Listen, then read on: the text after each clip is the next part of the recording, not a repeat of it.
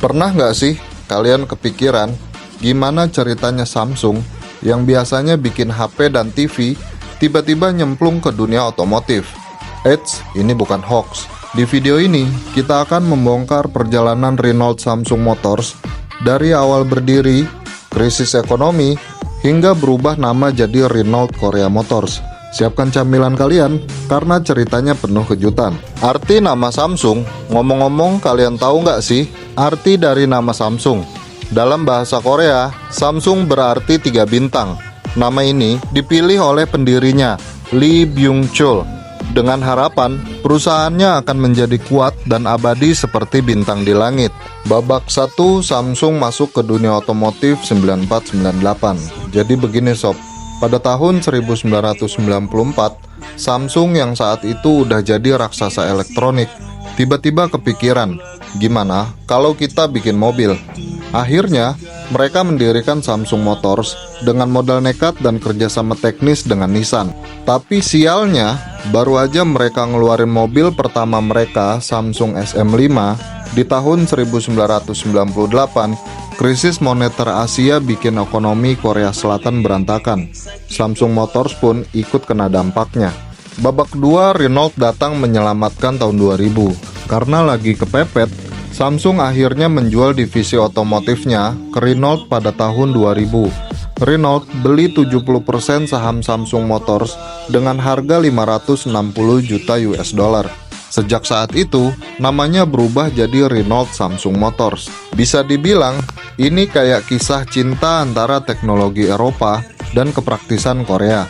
Hasilnya, mobil-mobil mereka makin keren, makin canggih, dan tentunya makin laku. Perkembangan dan model andalan. Setelah diambil alih Renault, mereka mulai bikin mobil-mobil yang cukup sukses di pasaran, seperti Samsung SM3, sedan stylish yang jadi favorit banyak orang.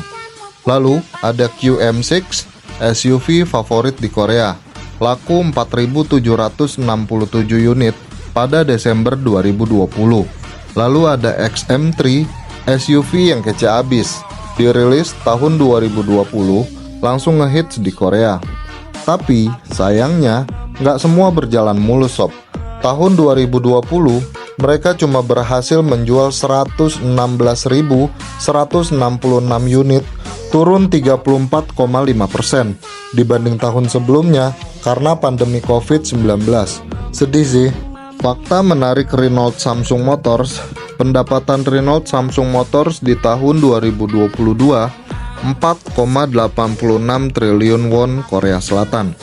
Pabrik di Busan, salah satu yang paling ramah lingkungan, karena mereka pakai panel surya sebesar 20 MW. Ekspor melonjak 54% di tahun 2021, terutama karena mobil-mobil mereka banyak diminati di luar negeri. Dari awalnya bikin elektronik, terus masuk ke otomotif, kena krisis, diambil alih Renault, dan akhirnya jadi Renault Korea Motors. Perjalanan mereka luar biasa kan? Bukti bahwa inovasi dan kolaborasi itu penting buat tetap bertahan di dunia otomotif yang kompetitif. Terima kasih telah menonton video ini sampai habis. Kalau kalian suka dengan kisah otomotif kayak gini, jangan lupa like, komen, dan subscribe channel BBM. Tulis juga di kolom komentar, mobil Renault atau Samsung Motors mana yang paling kalian suka. Sampai ketemu di video berikutnya.